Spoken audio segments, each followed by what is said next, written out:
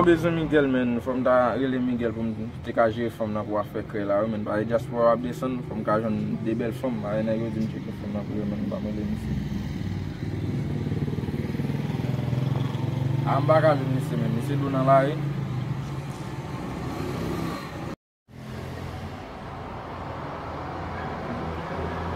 Sa va Miguel men? Gen a lisaj. Ouze fè, ouze. Aksyo men.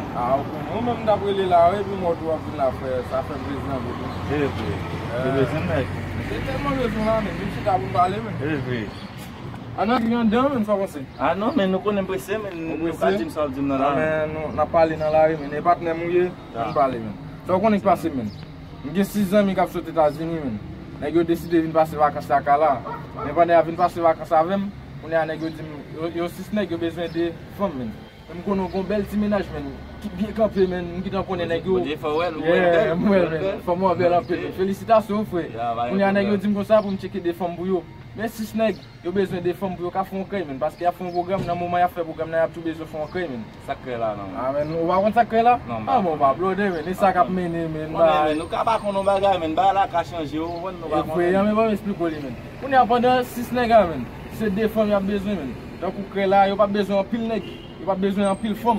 Tak ou de fòm nan, ap bay yo 6 la plezi ansan men. On sel kote an nèk ap poste, al nan la men, piscine men, ap pro plezi.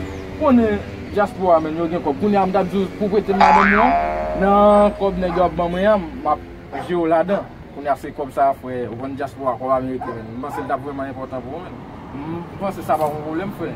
Yo men, ou neve, mwen baba. Waka yon madem yon di pou mpreto men. Sa madem yon men, yon di pou mpreto madem yon. Mwen bo madem yon men, pou al bay bon diaspora de fil faye. Non men, madem yon di pou mpreto men, pou al bay. Non men, map jyo kob men. Mwen che men, diaspora yon di pou mal bay madem yon. Pou madem pam na pou de fil faye a yon. Madem yon. Mwen ka bay mwen servis men. Ou sonek. Kese men, gati men ke moun. Etman bay, sa pa bon ven nou men. Yo men balo men, ou ba sou sa? Mwen che men, ou sonek pou mta tire yon men. Pozo men. Sa va bon ven nou men, a fe kre sa men. Si se mwen teke madem mwen badab da kon, men si negatif an ba pren. Ale zanmi nou, invite zanmi nou, menaj nou, mari nou kel kont, ki pot pou abone, abone. Kawan nou ye, nou pa mse fet na ikan, ye on seksi bel mwen ye. Sa mda wande nou la, paske nou fet la goun, nou fe nou gen dan nou men, e sa mda di. Ba nou love la.